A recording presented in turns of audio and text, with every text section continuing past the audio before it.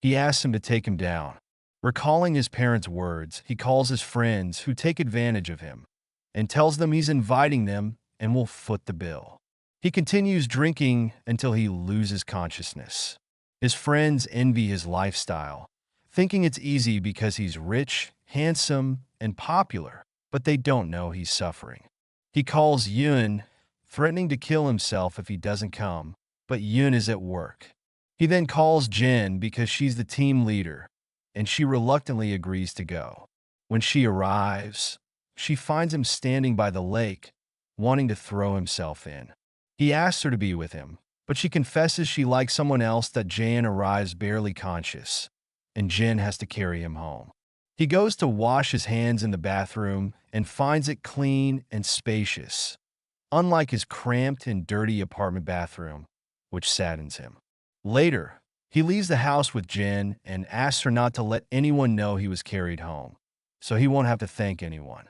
The next day, Jan wakes up having forgotten everything. He tries to remember what happened but can't. He calls Jen to ask who brought him home, but she refuses to tell him and dodges the question.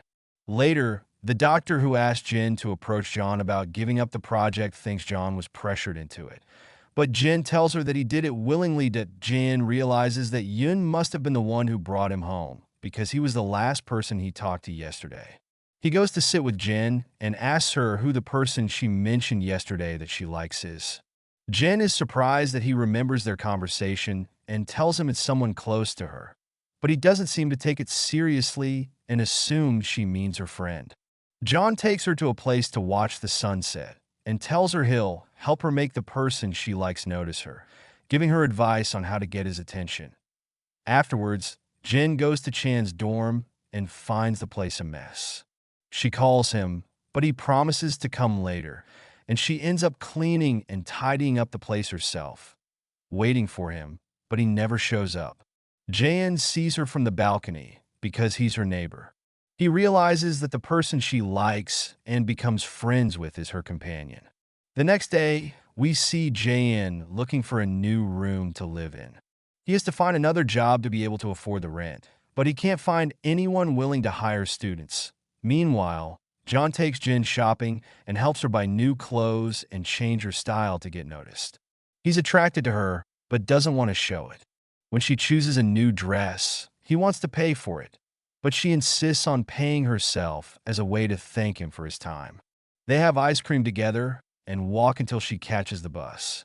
Later, John returns home at night. He talks to Chan from the balcony and learns from him that his girlfriend will come to his house tomorrow. He sends a message to Jen, asking her to confess her feelings to him. Rin goes to the supermarket. She finds him working and remembering everything because he's using every minute. He comes out to talk to her, and she learns that he's looking for another job to increase his income. Despite being upset because there's no time to see him or go out with him, she asks a friend to intervene on his behalf to get a job. The next day, the team gathers to discuss the matter. John enters with Jen, and his friends are surprised to see them together, thinking they are in a relationship, making Jen feel embarrassed. After they finish and he leaves to catch up on his work, Jan follows him and tries to treat him to something to thank him for giving him a lift. However, he refuses, saying he's busy a tea night. Jen buys food and goes to his apartment to have dinner together as they agreed, but he forgets their arrangement. She arrives, and Jen opens the door for her. She's shocked to see her and feels uncomfortable, so she leaves the apartment. She meets Sean on the stairs and gets tense, leaving them and going downstairs. She remembers her memories with him when they were young, when he gave her a bracelet that she wore, and since then, she wasn't worried about her hands. John sees her standing alone and tells her to come out. When she enters, she continues to cry because Chan had told her that he broke up with his girlfriend months ago, which turned out to be a lie. That Jan sympathizes with her and tells her that she's using him as if he were her boyfriend to wait for her friend or make him change. Jen agrees, and the first thing John does is remove the bracelet from her hand and break it so she won't think about Chan anymore. He takes her out to the balcony, and when they see them, He feels jealous and tells her that she's his girlfriend. Then Jae-in takes her to her destination, and on the way, Chan calls her.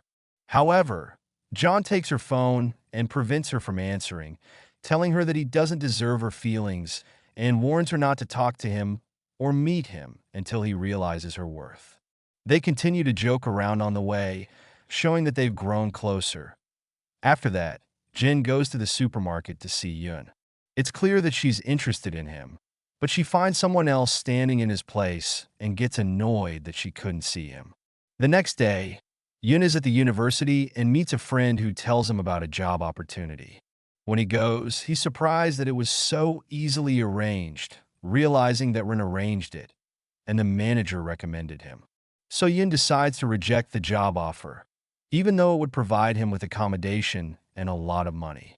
That night, Rin learns what happened and argues with him because she wanted to help him relax, but Yun tells her that he doesn't like anyone helping him. He hates being indebted to anyone. The next day, Yun's brother goes to the university to meet him, and by chance, he sees Shia and immediately likes her. However, he pretends to trip and falls to the ground, pretending to play sports, and the girls laugh at him. Then his brother comes, takes him, and they leave, meeting John along the way, telling her that he's Yun's friend. His brother is surprised that Yun has friends and invites him to eat with them. John happily agrees. While they're together, Jin notices how Yun treats his younger brother and remembers how his own family treated him, making him feel emotional.